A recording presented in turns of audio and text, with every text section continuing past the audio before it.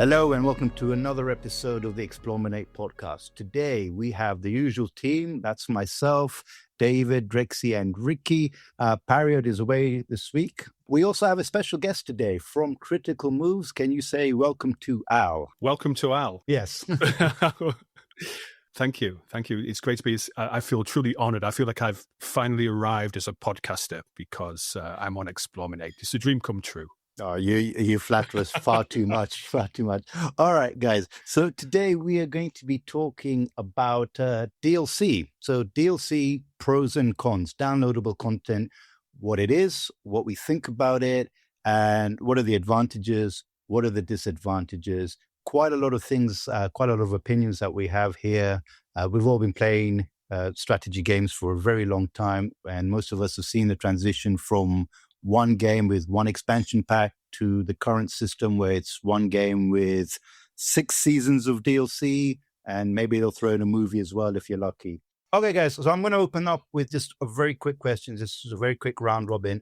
When I say the words or the letters DLC, what is the first thing that pops into your head? The first thing for me is Obsidian horse armor. Al, over to you. The first thing for me is species packs on Stellaris. So purely cosmetic species packs. For me, what happened to expansion packs? Yeah, I'm the same with Drexy, really. The difference between an expansion and a DLC, and DLC being smaller in my head, even though maybe it's not anymore. We'll get into that. We will get into it. So I actually disagree with that. But I tend to also think of new factions. In particular, Total Warhammer comes to mind. I think the mention of expansion packs is really important here. And it almost seems to me, because I'm very old, it almost seems to me that the change from expansion packs to DLC came about with high-speed internet. I mean, I remember buying expansion packs for Red Alert, and there was a couple of brilliant expansion packs with loads of new units, loads of new missions, loads of new maps. And now we're in a situation where we just have, here's a couple of missions, or here's a couple of new races that you can use in your existing games. And I think that it almost feels as if the quantity or size of the expandable content has gone down significantly, whereas the frequency of the releases has increased significantly as well. Wouldn't that mean that overall we're kind of getting the same content or possibly even more? They're just spacing it out? I don't know. It seems that there used to be so much that was involved in them. There was so much that was included in them. You know, even when you look at the expansion packs for the early Total War games like Barbarian Invasion and things like that. And now it seems that we're getting very little. And it's almost, and I know we're going to talk about Paradox later on, but it almost seems that they are perhaps the main villain when it comes to just dropping. For City Skylines, for example, they'll drop 4 buildings or 10 buildings in a DLC and call that an expansion. And I think we've kind of lost the quality when it comes to what's being released, or certainly the value. We've lost the value in what's being released. I'm not sure I agree with that. Al, like you, I'm super old. And I remember when expansion packs were often, you played some RPG for 50 or 60 hours and they release an expansion pack which has another 6 hours of content. It unlocks a new area or some smaller quests. But I always found them back in the day to feel like it was a different experience than you were often getting in the main game. What I like about the current DLC environment for strategy games in particular is that they can, if they're good, add a lot of new length to the game. So for games that I really enjoy, getting new factions or new mechanics or new ways to play, to me is, if I enjoy the game, it's totally worthwhile and it's good value. Yeah, I agree with that. But the problem is, unlike expansion packs, DLC can mean a lot of things, right? And he's already mentioned the horse armor from Oblivion. So, it could be like an expansion type DLC, or it could be just like a little bit of fluff, like, I don't know, like a voice pack or different uniforms on your units or whatever. So that's the problem with DLC. Is a very it's a very vague term, right? It could mean a lot of things. You could be getting a lot of content, or you could be getting something that's just, cosmetic and it's not really adding much to the game. The other problem I have, well, the worst thing that has come with DLC is this either like pre-order DLC or day one DLC. That really, I absolutely hate that. A lot of these companies almost bait you into pre-ordering the game because, you get like an extra, especially if it's like an extra faction or something like that. That's like really egregious. I think a lot of maybe some of the first Total War games did something like that. I can't remember, but that's the worst one. Like unique costumes for if you DLC now. So I'll talk about that later. I know you guys have some other stuff to say, so you just jump in, please. Yeah, I think DLC is an umbrella term these days. In my head, it feels like it's maybe a smaller pack to an expansion. I think of the Oblivion horse armor as like a microtransaction, really, because it literally was just a little, tiny little thing that you could buy that didn't really add anything meaningful. And maybe that's what a cosmetic DLC is now as well. I think what's interesting, though, I was just looking at Paradox briefly. I know we'll get into them a bit more.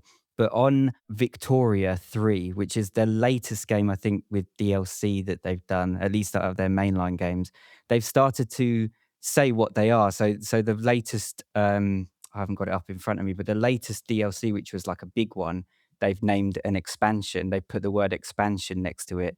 And then some of the others they put in immersion pack, which is a smaller thing. Right, they've been doing that for quite a while, even back to EU4. Oh, really? I was just you look looking. through the EU4, yeah. Oh, maybe I missed it on EU4, but I was looking through some of their others. I've never really paid attention, but I noticed it wasn't on some of their games that I was looking at. And I think DLC is the umbrella term, and then these are the different packs that they're releasing based on the size, really. I think you can get a bit in the weeds with it as well, because like, what's the difference between a mechanics pack and an expansion? There's so many different terms now where it's like more and more content, and it's passing through what actually is what, that can become quite difficult, I think, as opposed to just knowing that you're getting the base game plus a couple of big expansions like it used to be back in the day. I mean, one thing that I think about in terms of thinking about expansion packs versus DLC is how players' relationships with games have changed since going fully electronic. And so you do have things like Drexy mentioned with pre-orders, but you also have things like supporter packs, which are just designed to give more money to the developer because you have a relationship with them. And I think it's a mistake to overlook the kind of connected relationship that can exist between a player and a game, and they want the experience of participating for good or ill. I don't know. I'm not saying it's necessarily a good thing, but I do think the current DLC environment takes advantage of those kinds of player emotional experiences. I think maybe that's kind of the way forward with a lot of these games, because we're inundated with, there's more games to play than you can ever realistically play in your life. So maybe that is the way forward, is to create a kind of special relationship, make a super fan out of someone who's playing. And then I think for the developer, it would be kind of silly to not, I'm going to use the term milk it, right? But for them to not take advantage of that, I think would be suicide, given how competitive game development is now and how expensive it is and how difficult it is to produce stuff and how much competition it is. So I totally understand why they might want to why they might want a customer like that. And I can totally see why a customer would also get invested. Because if you do like a game, then why not have more of that game, right? When David talks about an emotional relationship between games and gamers, it almost seems like there's a form of Stockholm syndrome that's setting in here. And Stellaris is the game that I've played the most. I think I'm up to about 7,000 hours or something ridiculous like that. And when you look at the DLC page, it's something like £400 to be able to buy every single DLC for Stellaris. So it's prohibitive, which is why they're looking at, you can subscribe now. You can get like a subscription-based relationship with Stellaris. But it is almost a form of Stockholm syndrome, because you hate what they're doing to you, but you just can't. you can't say no because you don't want to miss out. You need these new mechanics, and they do it in a really clever way. Paradox do, because they release a patch which introduces new mechanics in support of that DLC at the same time, so you get to experience parts of it, and then you almost feel compelled to purchase the DLC as well. Yeah, I always bring this point up. I feel like these free patches Paradox release is like a sales pitch to buy the DLC, because they make it out like, oh, they're doing you a favor, but really it's just there to tempt you to buy the deals, in my opinion. But I don't think anyone can argue with that. It is very much a sales pitch. It's like they're giving you a little bit, give you a taste, draw you in. It's like a drug dealer giving you a sample pack. 10 hours later, you're like, what just happened to my night? And I've got to be up in 3 hours. And what's going on? It makes me feel a little bit icky sometimes. But then I'm one of those people who will go in and if I like what's in the free bit, I'll end up buying the DLC. So I argue against it and I hate it. At the same time, I'm one of the people who does it. It's a weird kind of paradox, I guess. Yeah, I mean, the issue I have with Paradox, yes, they have brought this subscription thing in, but do we really want to be subscribed as well? There's too many subscriptions in the world. But like I said, the issue with Paradox games is if you're just playing that game, which you do get with a lot of the Paradox players, buying the DLC as you're playing is great.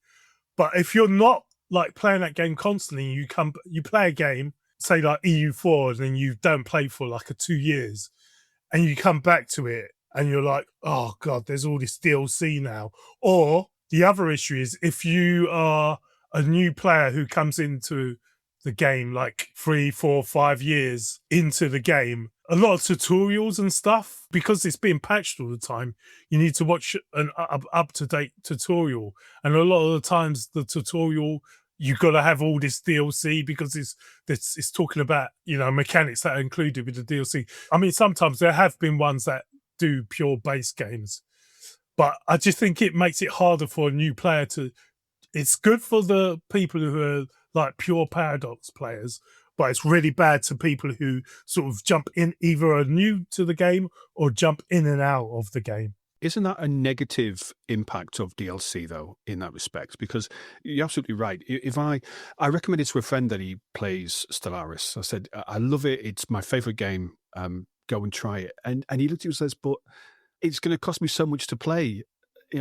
It's almost putting people off when they look and they see there's 20, 30 pieces of downloadable content, and you're talking about mechanics packs, not just cosmetics. And is that not going to put people off? Is that not going to put new players off actually jumping in and trying a game because they think, well, I'm going to have to invest heavily to be able to get the most out of this game or to enjoy this game in the way that the developers now intend for it to be experienced? I mean, I've played Stellaris in the past and I've sort of gone off it, but I've sort of thought, maybe I should give it a go. And then, there's been like 10, 15 DLCs since I last played. I just can't be asked, I do think that's a trade-off. I agree with both of you. I do think that's a trade-off that Paradox are willing to make, though. I think their entire model is based on let's keep our players playing games and buying our DLC, especially when they can charge, the amount of work, at least in terms of assets and things like that goes into a DLC. You're getting a lot more back compared to buying the base game. The base game is almost like a way in. And then once they've got you and you're hooked playing the game, you're pretty much going to buy, well, I'd say a lot of people are going to buy most, if not all, of the content they have for the game. And I think that's how they've found their success. I mean, just look at the player counts for like Hearts of Iron and even Stellaris. Hearts of Iron's always in like the Steam top 20, 25 games being played, which is, in my head, that like blows my mind considering the type of game it is. But because of their model, that is why I'm assuming. I think you're correct, and I think it's you see this in other industries. I worked in catering for a while, so if you work in a cafe, the lifetime value of a customer who comes in every day or every other day is kind of worth it that you give them 10, 20% discount off that coffee that they buy because they're going to keep coming. Or free packet of crisps or something like that. That's why they have those loyalty cards. Oh, I fill it in 8 times and I get my 9th coffee for free, because you're worth more in the long run. And I think it's a similar concept. I think this is what, I mean, obviously I don't work for Paradox, but I think this is kind of what Paradox are also thinking, that they'll bring you in and then they can just get you in like $15 every 3 or 6 months for the next 4 or 5 years, as opposed to, and then, with that, they can then potentially go in and go, your entry fee is $40 when everyone else is charging $60. So it is very interesting, the marketing and the thinking behind repeat custom, one-off custom. One thing we haven't mentioned especially with Paradox, is they support the games for a very long time, right? So you can't really expect them to do it for free.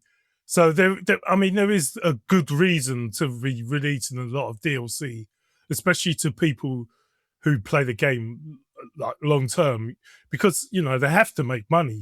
They can't just release the game for like 60 quid and expect, you can't expect them to be like patching it for the next 10 years or whatever. I mean, I do think it's worth taking these games and these practices on their own merits. And directly, you're complaining about stepping away from a Paradox game and coming back a few years later and it being completely different. But that is the game, right? And when you buy a Paradox game, that's what you're signing up for, is this ongoing, developing, living, breathing experience, for good or ill. But that is their model.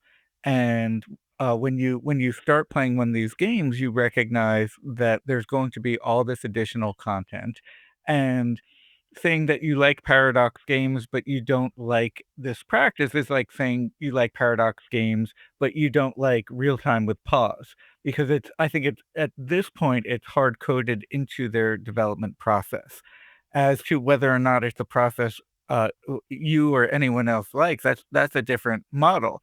I mean, when you think about other games with a ton of DLC, like Gladius comes to mind, there are a lot, I would argue, way too many DLC for Gladius, but you don't actually need to own any of them in order to have a complete experience of the game, whereas the Paradox model is you kind of do, that you're only getting, for a game like Stellaris, which has been out for 10 years, you're only getting half the game if you don't have DLC. And I don't know that I'm not going to say that's good or bad, but that is the model that they've created for themselves. Part of me does wonder how much of in advance Paradox plan their DLC, because granted that is their entire model, like David, you were saying.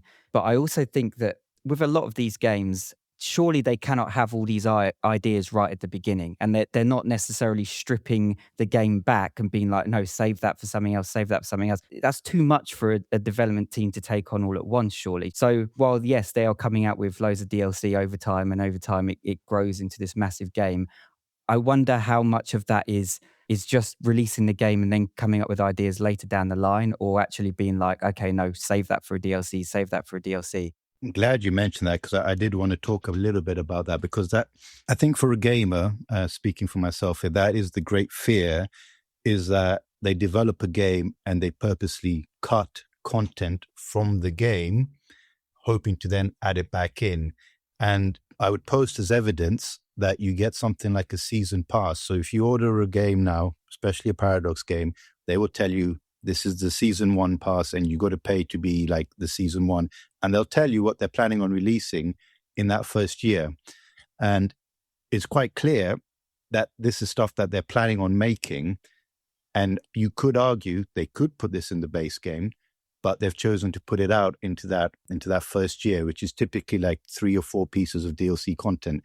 So I think it is a real thing where they decide what is the core of the game and they release that.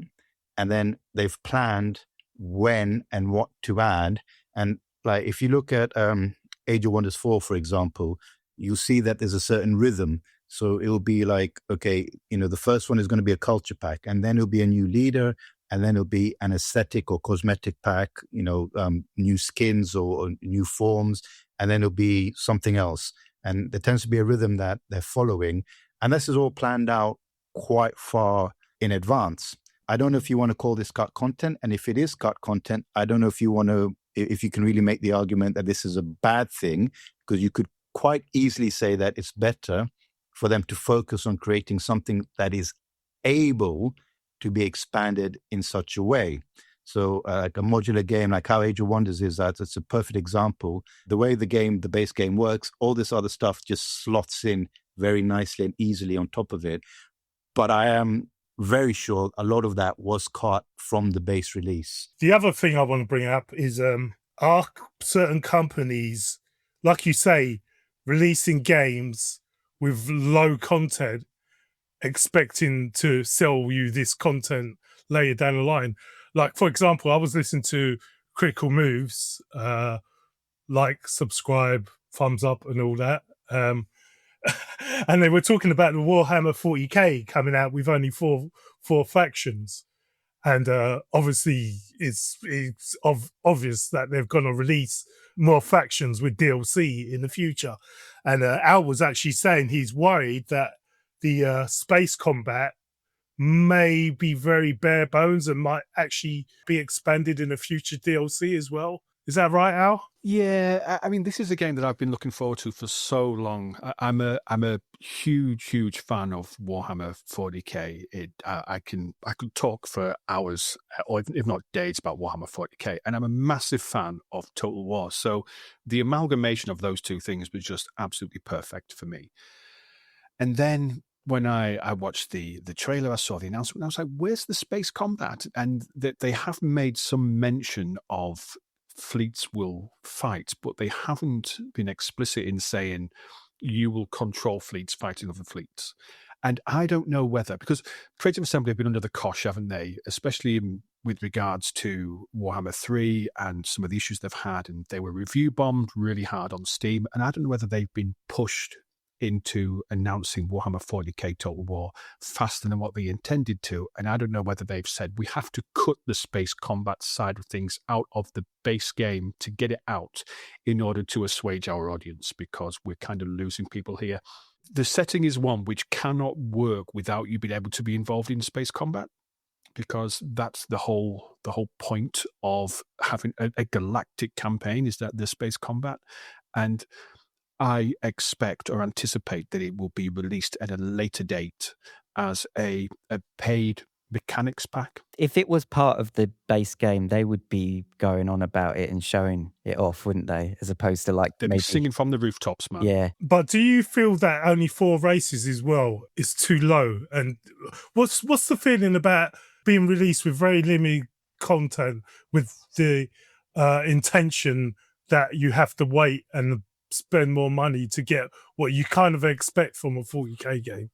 I mean, we could say Gladius did the same thing, but at least I didn't play Warhammer 1, but Total War Warhammer 2, I think, only came with 4 races at the very beginning as well. So if I remember correctly, so they really fleshed that out with DLC as well. So it's not the first time they've done it, I don't think. I think the first one came out with just 4 races, but technically Warhammer 40k is listed with 3 races, because the Imperial Guard and the Space Marines, they're the Imperium. They're the same race. So are they going to work together?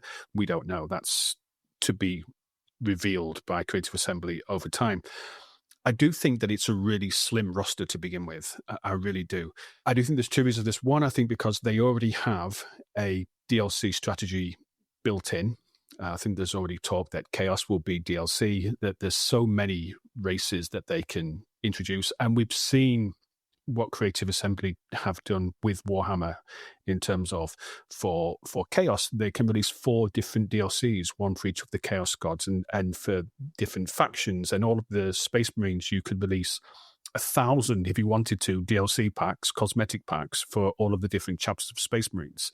So I absolutely think that they are planning on a aggressive DLC strategy, but it's one of those things where, because I'm a huge fan, I'm going to buy it anyway, and I probably will buy all of those DLCs. It's that Stockholm Syndrome thing coming around again, because as much as I know that they're probably going to be quite predatory about it, because these are things that could be included in the base game, I'm going to be a sucker, and I'm going to get involved and buy them all anyway.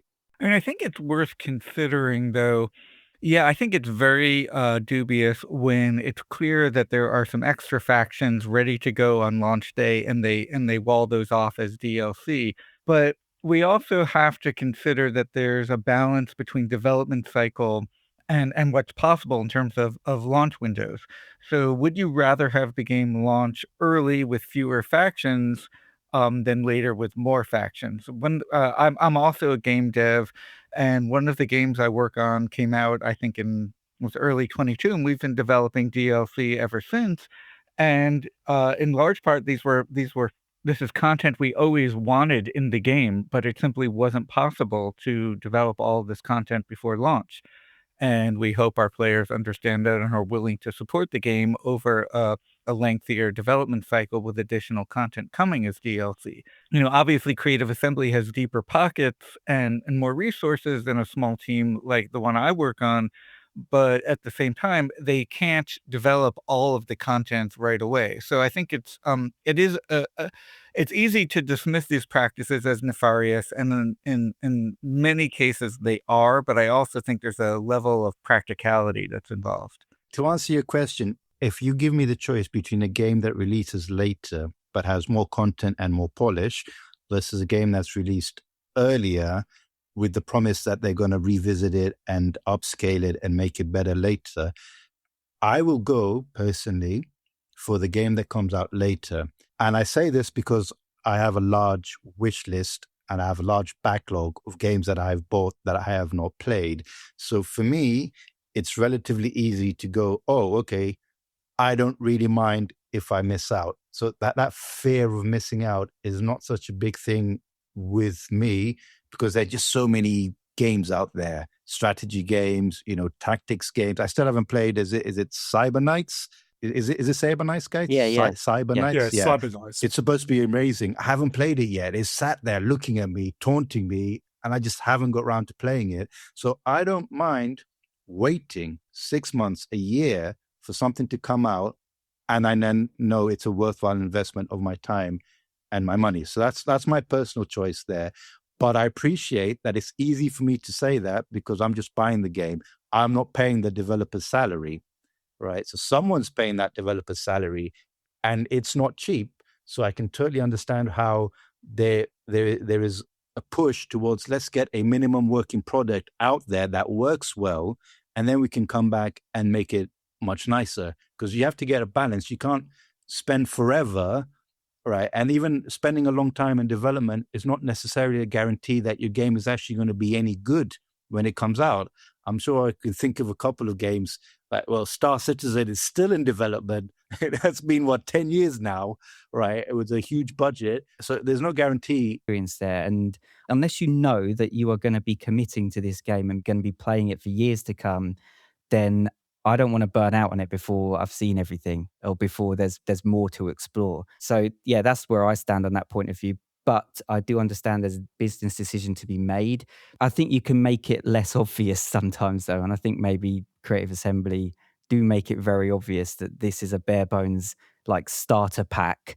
But if you want to really see what the game has to offer, you're going to have to get your wallet out. Well, I mean, in 2025, we had two perfect examples and quite different examples of Forex games, actually. Well, Forex and a grand strategy game. You had Civ 7 come out, which was absolutely atrocious, and obviously the community agrees.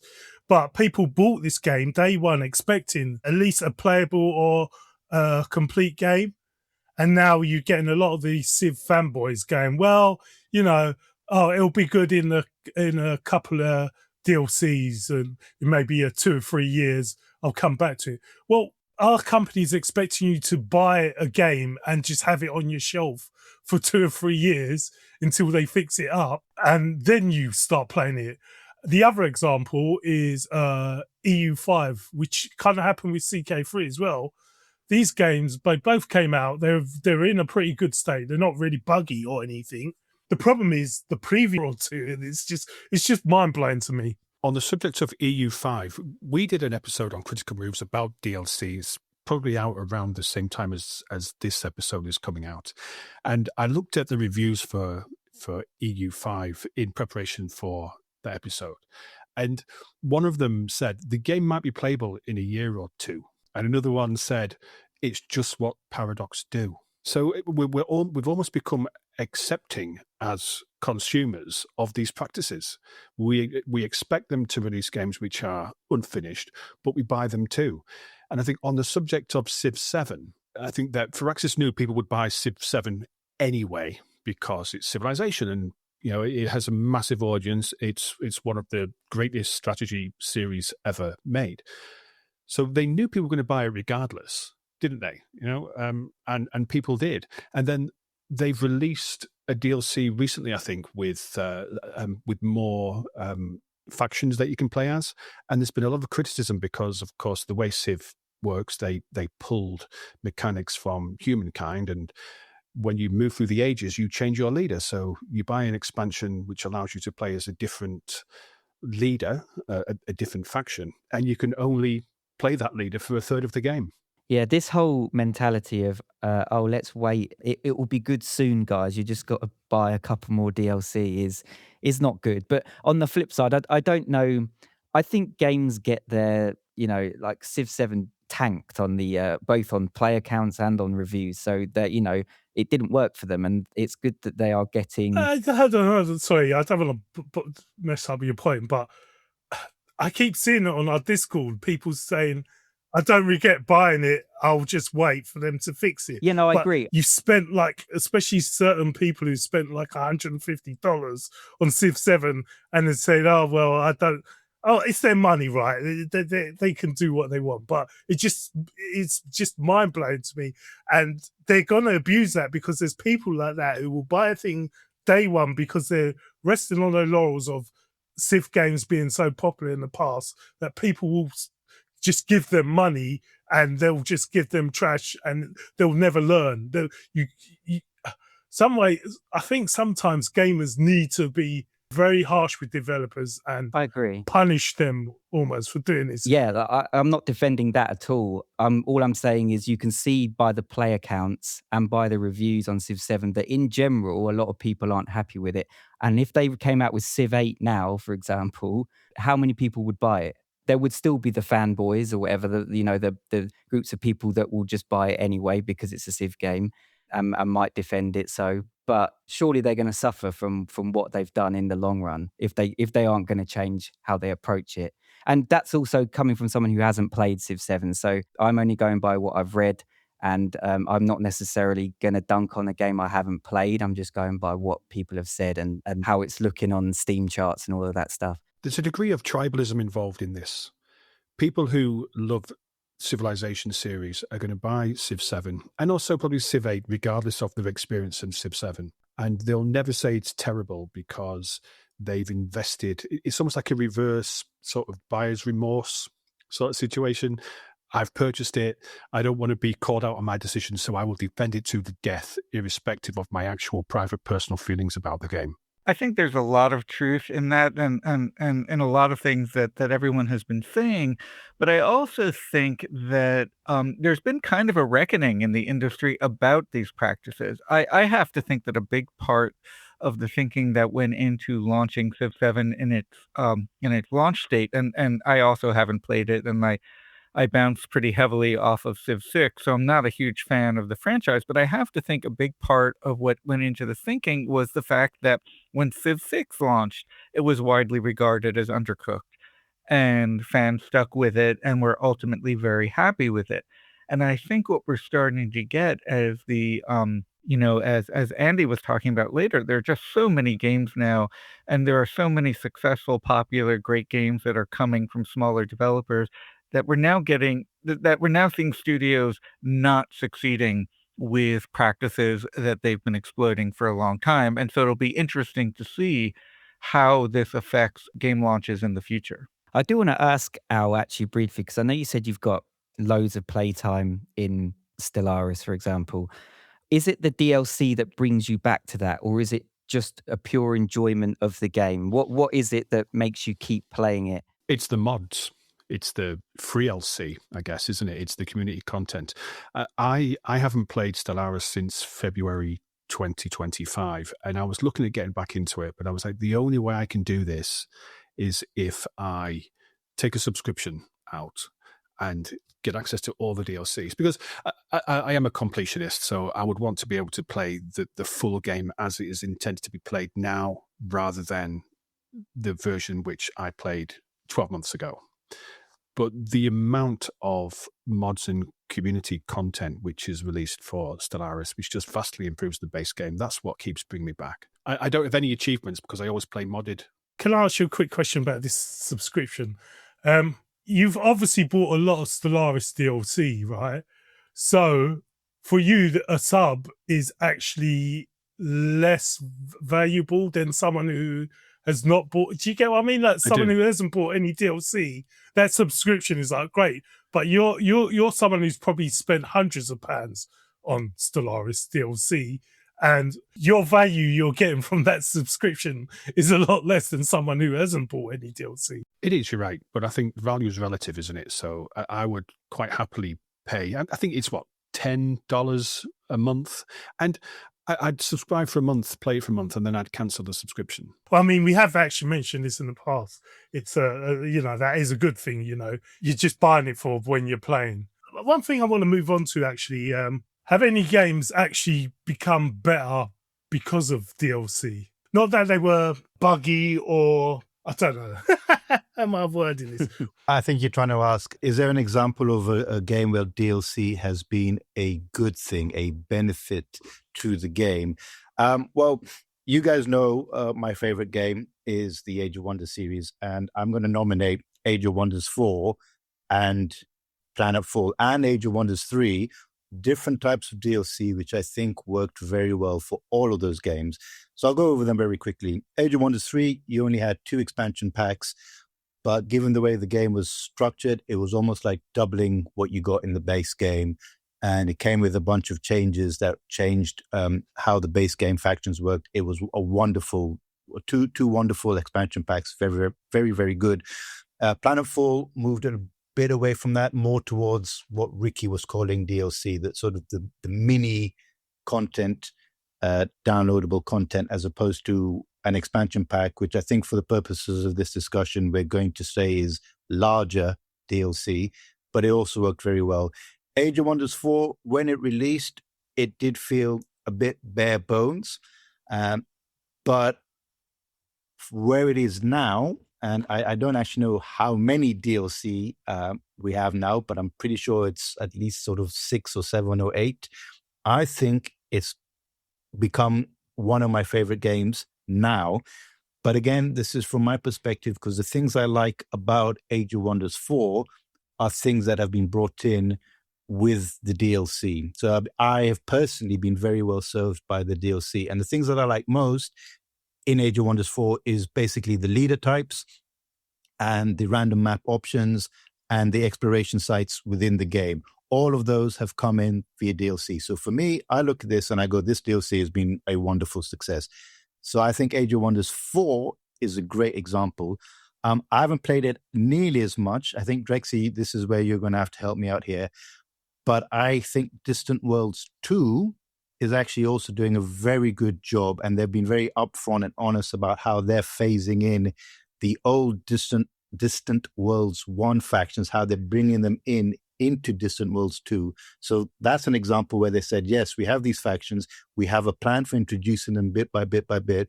But it seems to be working really well. And I don't think anyone's gone there and gone, oh, that was cut content. Oh, it's a bare bones game. Oh, you're trying to milk us, right? So I think that's 2 examples of games where it's worked really well. Drexy, if you want to talk about Distant Worlds 2, am I right in my understanding? Yeah, okay. With Distant Worlds 2, it was released with a lot less races than the originals. Well, there's actually 2 things they've actually done with Distant Worlds 2. Alongside the extra races they've been adding with the DLC, they had, 7 or 8 base races. And what they've actually done is they've released 3 patches where the base races were, compared to the DLC races, right? They felt very bare bone. They had a lot less unique mechanics with them. But what they've done, which I find is really good, is they've, over time, and they're testing the last 2 now, they've gone back to these base races that came with the game, and they've actually brought them up to the standard of the DLC races, right? So even if you don't buy DLC, they've released these free patches and they've actually expanded on these base races and actually made them better. So I find that this is actually, they're not Paradox, right? It's basically like a one-man, two-man team that's making this game. And I absolutely love them for doing this. They could have just released the DLC races and had people just only playing the DLC races because they're just that much better than the base races.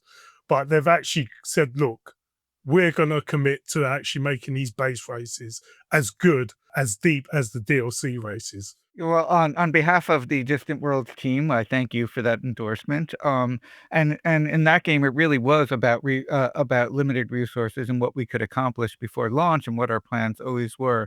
In terms of other games that I think are made better by DLC, one that comes to mind is Old World, where there are a couple of DLC. I forget the exact name, but the one with religion, to me, I feel like the game would feel incomplete without that one.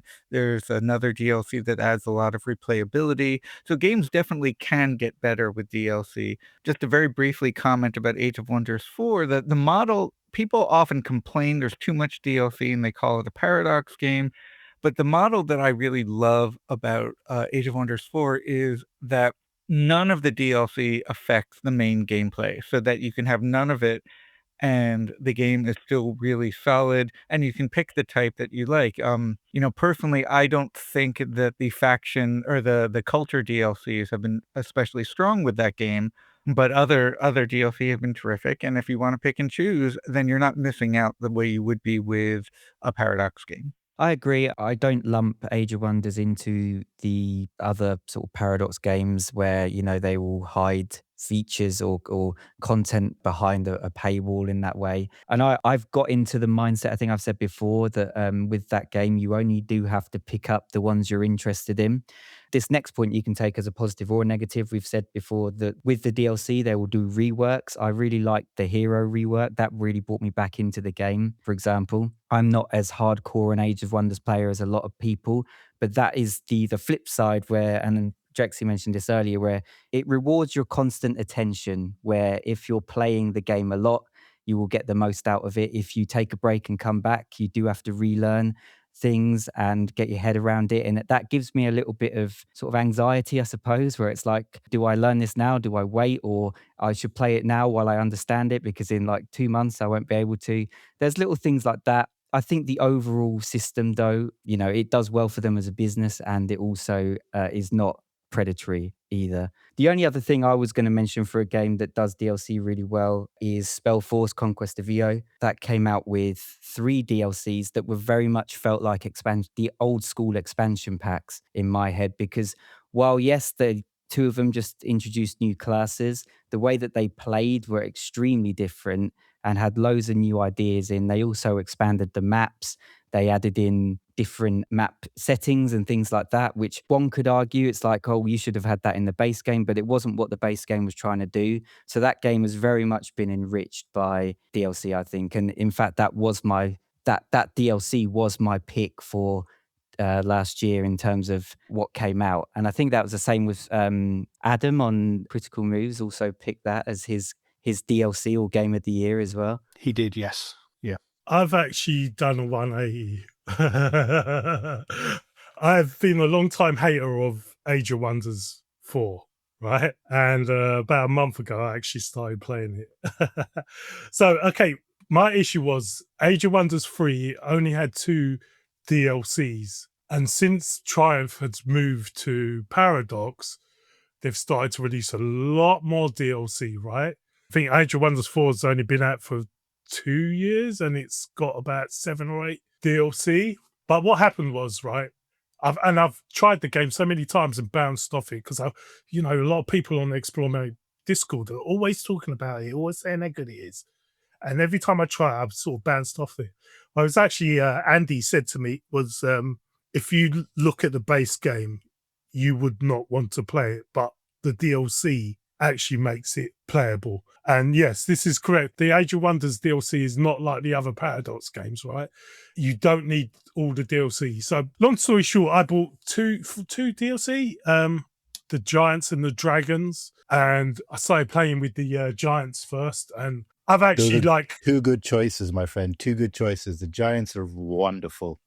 Probably my favorite leader type, to be honest. Yeah, and I've actually come to appreciate Age of Wonders 4 now. I appreciate Triumph compared to a lot of other developers. I've given them so much stick.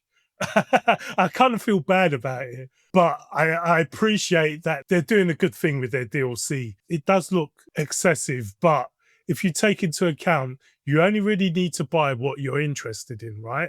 And these DLCs add so much to the game. So I've gone from, what is this? I don't enjoy this game, to, wow, I've like put 40 hours into the game, or what it is, 50 hours into the game, in the past 3 weeks or whatever.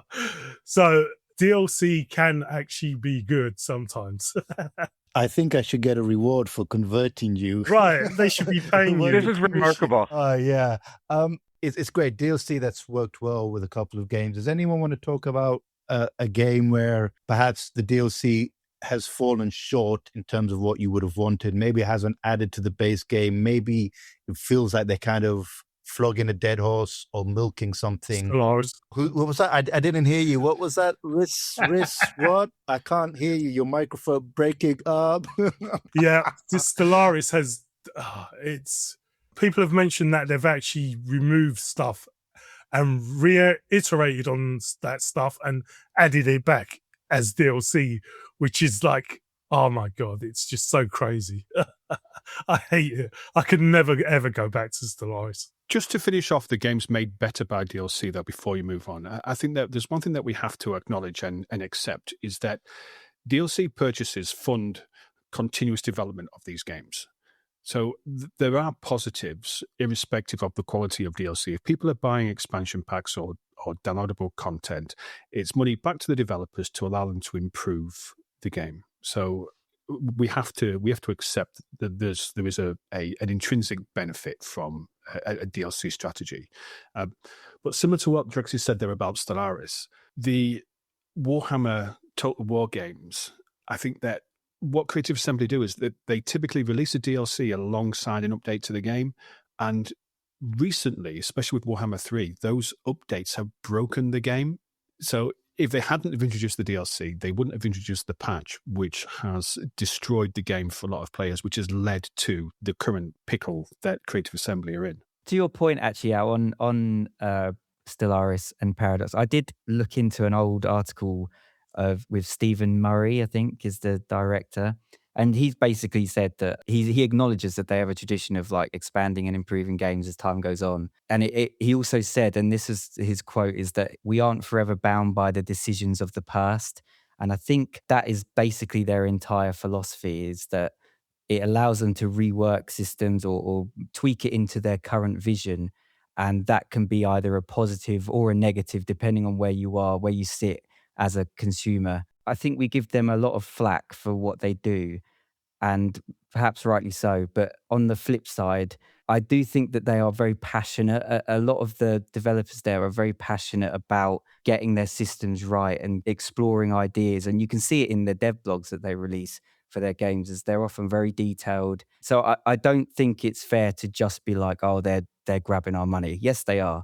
But there is that side of it as well. And I think what you just mentioned about them, I think that rings true. They can only grab your money if you throw it at them. Very true. Well, I've got 2 examples of quite old games that have sort of made by small teams that actually DLC has allowed these small teams to keep developing the games. One of them's quite shocking, actually, but the first one is Interstellar Space Genesis. Just got a DLC coming up this year. And another shock one that caught me off guard, because this is a game that came out in 2017, and it also had one DLC that also came out in 2017. But Stars in Shadow apparently is getting a DLC coming out this year, which is absolutely wild, because that game, I think everyone thought that game was sort of done and dusted with and dead, but apparently because of COVID they had to delay and stuff like that. But yeah, I did hear that they had one in the works and then it got shelved or something. I can't remember exactly, but yeah, the fact that it's coming out nearly 10 years later is kind of crazy. It's crazy. Yeah, a game that has, I suppose, got better and worse from DLC. I think we have to mention the Endless series through Amplitude, Endless Legend 1 and Endless Space 2.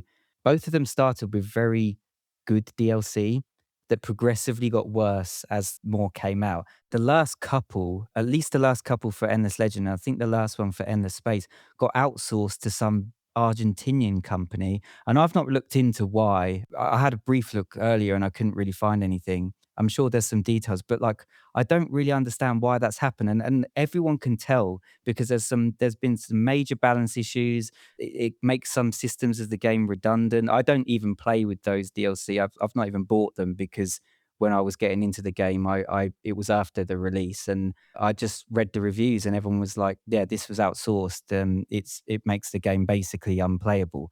That baffles me. That I think that is egregious, and I like Amplitude as a developer, but I don't know why they outsourced it personally, and I don't know what the intention was behind that. Yeah, a couple companies have done that. I think they do that because they actually want to work on the next game, but they want to get some money in the door, so they just outsource That must it. be it. Yeah. But the other problem with Endless Legend 2 is that they let Rob come up with an idea for a DLC, and that's a total mistake. No, love you, Rob. Miss you, Rob. His faction was one of the best that I've seen. That in was any in the game. base It's a game, right? Wasn't sentient it? giant tree, wasn't it? I thought that was super cool. And I thought it was cool that they allowed it to happen. Like Amplitude allows a super fan to come up with an idea, put it in the game and make it work. And, you know, their DLC might not have been the best, but just the fact that they were willing to do that, major brownie points from me, as far as I'm concerned. Isn't one of the major issues with bad DLC the perception that it generates about these companies? We've talked about Civ 7 already, but if you look at, they've released, I think, 3 DLCs so far for Civ 7, and each of them has had 4 new civilizations and 4 new wonders. So absolutely tiny amounts of content for which they're charging premium prices.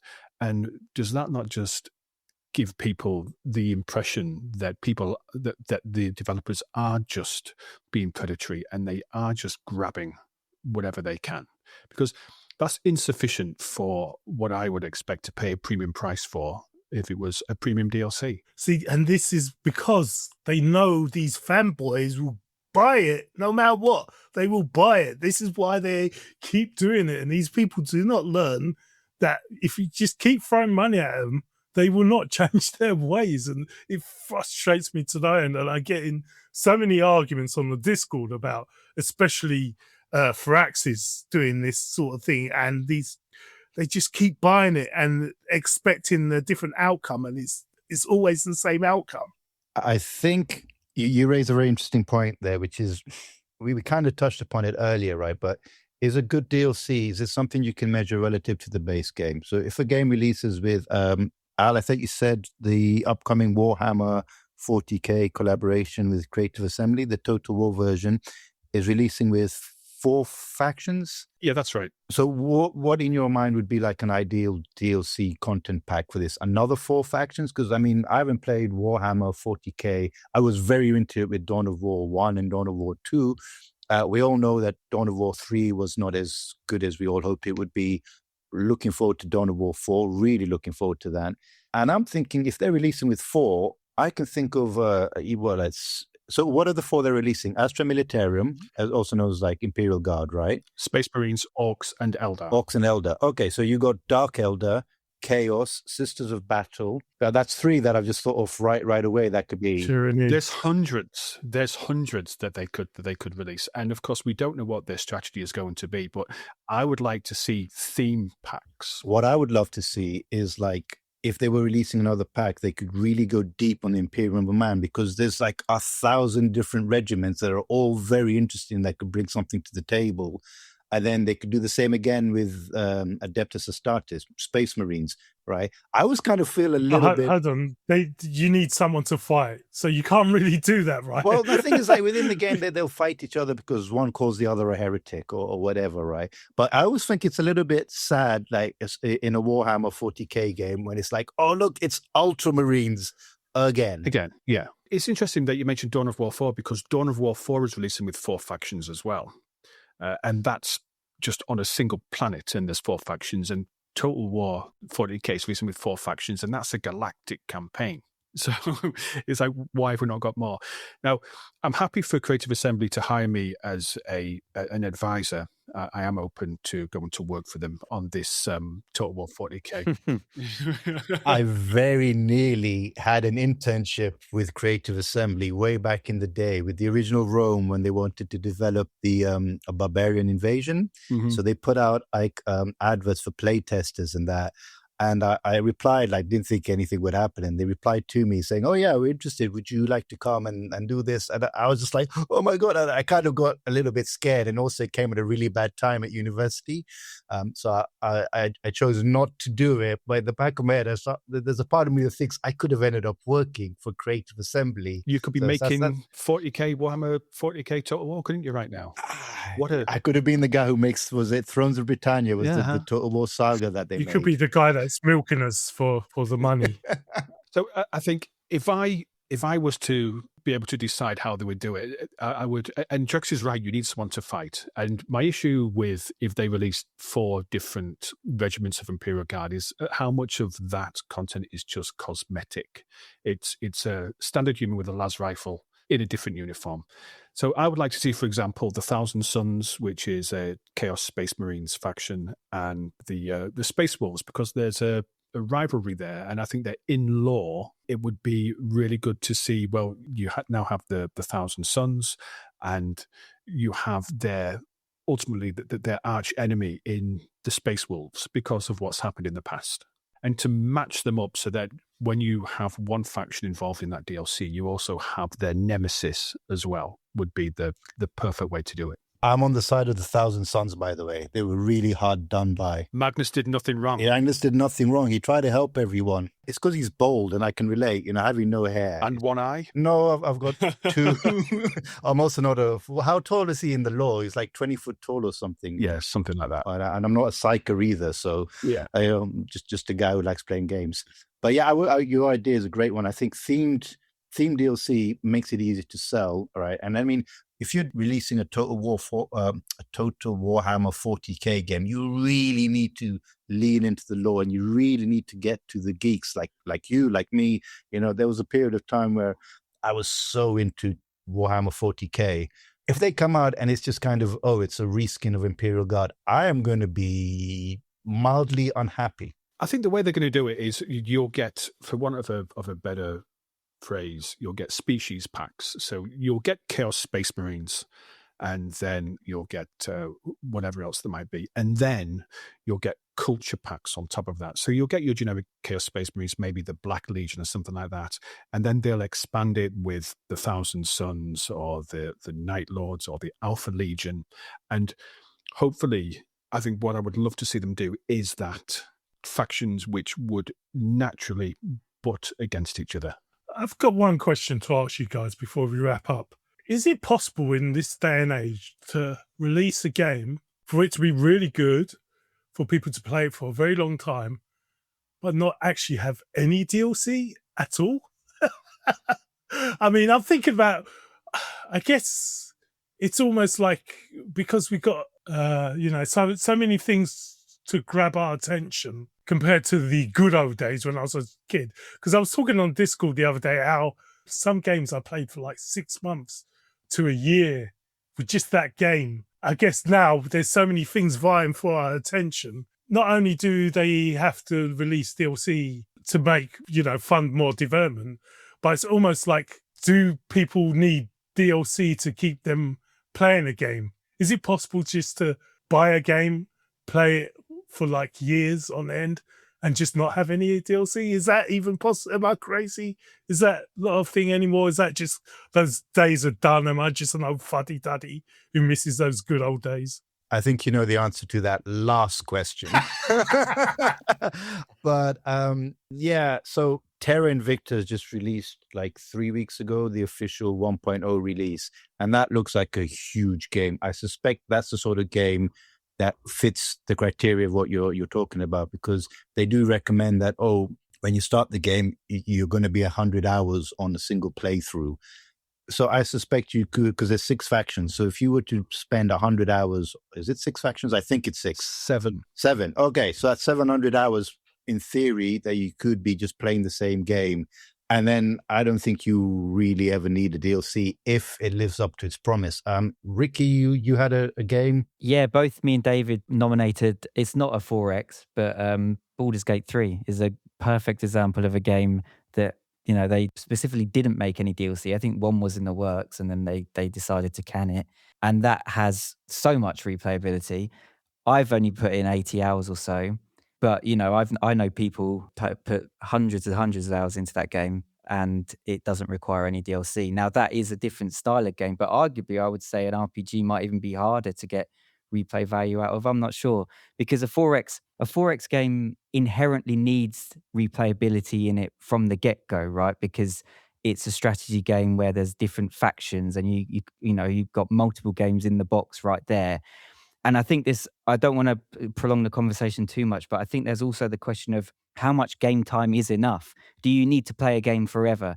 A lot of pushback I see from Endless Legend is like, oh, once you've figured out the factions, then you've done it. But that's still, let's say you have to play each faction once or twice and there's 8 factions. That's still like 16 games that, you know, you're getting your money's worth there anyway. So to answer your question, I think there are a few games out there. I think it's also based on what the consumer perceives as enough value out of a game. And I also think the issue with it being so accessible these days, i.e., you know, on Steam, you can see all the extra content. It's so easy to get that FOMO that people do buy it anyway. And I'm not really in a position to say what games are good without DLC in the 4X genre, because I often buy DLC. I'm not a completionist, but I will often buy DLC. But sometimes I'll buy it even if I don't need it, even if I've not explored, you know, everything the base game has to offer. So I think it's more of a change in how we consume, with it being digital, that makes it feel like maybe we need DLC more than we actually do. It's almost become something where we expect there to be DLC, don't we? A strategy game is announced, and I think my immediate question is, okay, well, what DLC will I expect to be released alongside this? I mean, I can't really think of anything other than They Are Billions, which is a cracking game in its own right. I can't really think of anything which is released without a DLC at some point in the strategy gaming space. Funny enough, there's I just thought of 2 games that do something different to DLC, and that's Dominions and Conquest of Elysium. So they don't release DLC; they just release a upgraded version of the game. So like Dominions is up to version 6, and it's basically just the same game. But instead of releasing DLC, they just release a new game. Same with Conquest of Elysium, which is up to version 5. I mean, they've basically been selling you the same game for how many versions. Rather than giving you a DLC, they just give you a whole new game, which is basically the old game with new content. Well, the other thing which increases a game's longevity is, of course, community content. It's mods and new maps and new units which are created by the community. So you don't always need DLC. I mean, I take Supreme Commander, which of course did receive a DLC, but with Forge Alliance Forever, that's kept that game going for decades, and it's completely community ran. So you don't need DLC for things to be successful over time. As a developer, do you want that? Well, yeah, you do. Or is it just like a good thing that some developers do? Because obviously, from a business point of view, that's actually terrible. I disagree. There's a war game that they sell, I can't remember the name off the top of my head, that the DLC is like really expensive. It's like 30 quid. But a lot of the players of this game actually have player-made ones most people use rather than buying these DLC. No, I don't think it's the case that it's a bad business decision to rely on community content, because with Forge Alliance Forever, people are still buying the base game of Supreme Commander Forged Alliance in order to go and play Forged Alliance Forever. And this was a game that was released in, I think, 2007. And people are still buying it now because of a community-based system which has kept that game going. So in many respects, it's extended the life of Supreme Commander beyond what would have been expected originally, purely through the work of volunteers. Well, another one that's just come to mind, actually, a mod. I don't know if you guys have heard of Ambinar, which is a mod for EU4, which kind of turns it into a sort of like a Lord of the Rings type game. The problem with it is that you actually need to buy quite a lot of DLC for it to actually function. Again, Paradox probably loves that because there's quite a big community there, but obviously to play, you need to buy a shit ton of DLC. I mean, even out of the 4X space, look at how many times Skyrim's been re-released just so that they can include mod support and everything. So they are rinsing that money just from community content as well. I mean, they tried to make money from the mods, didn't they? Well, yeah, they tried to set up their own, but I mean, that's a whole new topic. So, general question. I know we opened with the question, like, what you think the first word is when you hear the words DLC. The first thing you think of, and mine was horse armor, cosmetic stuff. I guess my question to you guys is, do you think DLC, and kind of a loaded question because I think the answer is yes, do you think DLC is something that we're stuck with forever? And if so, what can we as consumers do to push developers in the direction of DLC that we feel is good value, especially considering gamers like us, we are now moving towards the area where we have less time, but we are far more discerning about the games that we play. So we're in the stage now where if a game does something kind of bullshitty, we'll just be like, nah, not interested. So what is the message that we would give to developers? If you were face to face with developers making a game that you like and you said, right, you need to consider X, Y, Z for this DLC or DLCs to be successful and absolutely avoid the following things. Well, you kind of expanded the question. So the initial question, yes, I think we're stuck with DLC. And I think that as consumers, we need to vote with our wallets and we need to make sure that we review things. One of the Civ 7 DLCs is showing overwhelmingly negative reviews because people are actually letting Firaxis know we don't like this. And I think that that's vital that we maintain that feedback loop. You'll have to come back to me on the more narrow question. Well, yeah, I'll jump in here. Yes, we are stuck with DLC. It's something that's just not going to go away, right? And what can we do though? This is the big question. And like I brought up Civ 7. Yes, we can give negative reviews. We can say it's bad. We can have podcasts like ours or critical moves that say to people, look, this is not on. They are just ripping people off. But unfortunately, there's just people in this world that will just buy this DLC. And I think a lot of companies just won't learn. The only thing we can do is just really push our appreciation for companies that are doing DLC right. We need to be like pushing them to the forefront. Studios like Triumph, we need to give them their props whenever we can and say, if you're a developer, you should be looking at these guys and what these guys are doing and why they're successful, not, what the Firaxis guys are doing with Civ. Yeah, I think basically what you're saying is you'd want the developer to put the quality first and not look at, how can I monetize every last bit of my game? Because when you do the latter, you end up with a pretty rubbish game. But if you have something that's quality, I personally don't mind paying extra for something that is quality. Yeah, I think DLC, for me, maybe this is a personal thing, but I like it when it's not obvious. Like you were saying, it's not, you can tell they didn't come into this with like, okay, what can we strip back? What can we package behind a paywall? And instead, it's just iterative ideas based on, cool ideas that they've thought of that they can add to the game, that they know that it's going to make it a more interesting experience long term.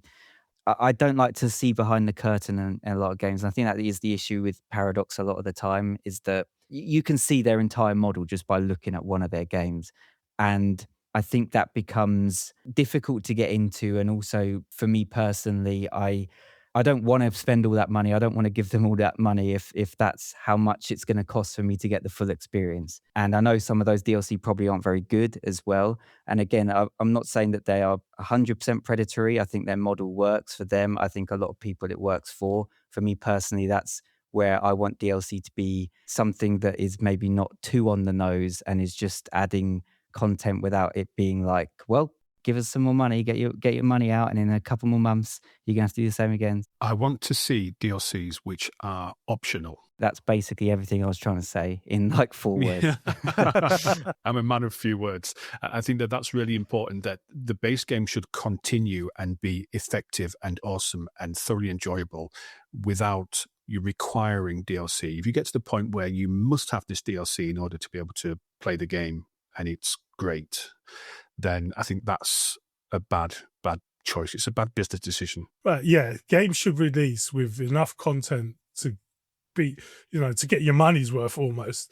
But once you sort of played all that content, there's an extra bit of DLC that, this will give me a couple more hours or another 40, 50, 60 hours in this game.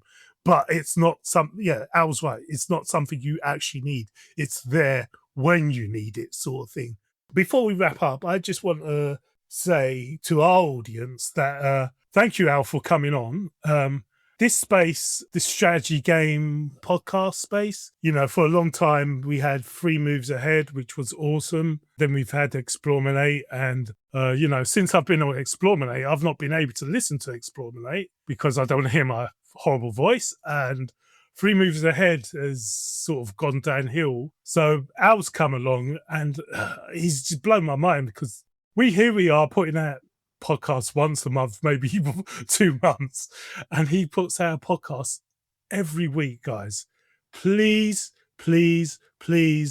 go listen to Critical Moves, support it, spread it to your friends, because I just want to give my appreciation to Al because I worked last night and I listened to his podcast, and he got rid of some of the boredom for my thing. So we need more strategy podcasts, and the ones we've got that are good, we need to support them. So please give as much love as you can to Critical Moves. Thank you. Amen. Thank you very much. I do appreciate that. I still think of us as very new. We've been going for just over a year, but you're right.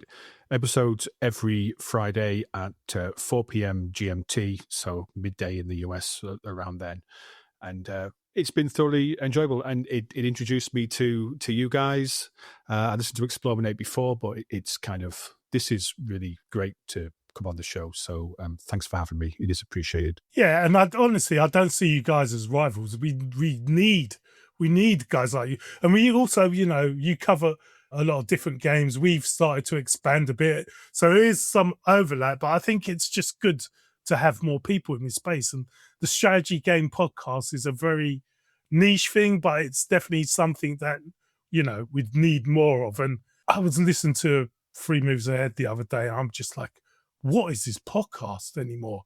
There's got one guy talking about this 4X game is not whimsical enough, and another guy saying that World War II makes him bored. And I'm like, is this the podcast I used to listen to about war in the East? They would spend hours and hours talking about war in the East. And now there's a guy on there saying World War II puts him to sleep. It's just, so yeah, please just go and listen to Critical Moves. I think the strategy space is big enough that we can have multiple podcasts, multiple opinions. Guys, I want to wrap up just very quickly with, any final thoughts that you want to say about DLC. I'll start. I just want to say that I think DLC, when it's done right, I think it's absolutely amazing. It can take a good game and turn it into a great game. It can take a game that you play for a year or half a year and turn it into something that you're going to enjoy over the next few years. My ideal DLC would be something that releases maybe every 6 months to a year after the initial release. I don't like the idea of sort of drip feeding me content every 2-3 months with some small little update. I would prefer every 6 months you give me a big juicy update where I jump in and I go, oh, right, they've changed this. And oh, wow, this is really cool. Oh, I can do this in the game now that I couldn't do before. Or this new faction, it's amazing. So the style of DLC I'm talking about would be leaning towards more Age of Wonders 3. That is what I want from my DLC, is fewer but larger, more well thought out, chunkier, high quality, building on a base game that is itself high quality. I don't want a gutted, empty base game that then it relies on DLC to bring it up to speed. I want something that's good, and then I want great stuff to add onto the good thing. DLC is here to stay, and get used to it. But think before you purchase. And I think that if we continue to support destructive practices such as cosmetic packs and things like that, then companies will continue to release cosmetic packs. If you see something like that and you think this is going to add nothing to the game, then just pass by it, just ignore it. But DLC which is done properly, which introduces new mechanics, introduces new features, then absolutely grab it and just add to the enjoyment of your favorite game. Don't be evil, which was the motto of Google, which funny. Oh God, that didn't turn out well, did it? But yes, don't be evil will be a nice motto for developers out there. Give us good DLC and try not to milk us for every penny. Yeah, as Al says, DLC are part of the environment. They're not going away. So yeah, consumers just have to be wise with their money. Support DLC that you like. Don't support DLC that you think is predatory. I agree. I think what Andy said about every 6 months to a year is a really nice timeline, I think, for a game that you're into, so you can enjoy what's there without feeling pressured to, understand everything or to get all your game time in a small window, just so you can be ready for the next update. But yeah, DLC is here to stay, and that's fine by me so long as we are careful with what we purchase and don't let them get away with it. All right, guys. Thank you very much. It's been a very interesting podcast, like I expected it to be. Al, I want to say thank you very much for joining us. Appreciate that you are kind of strapped for time. So it's very kind of you to come.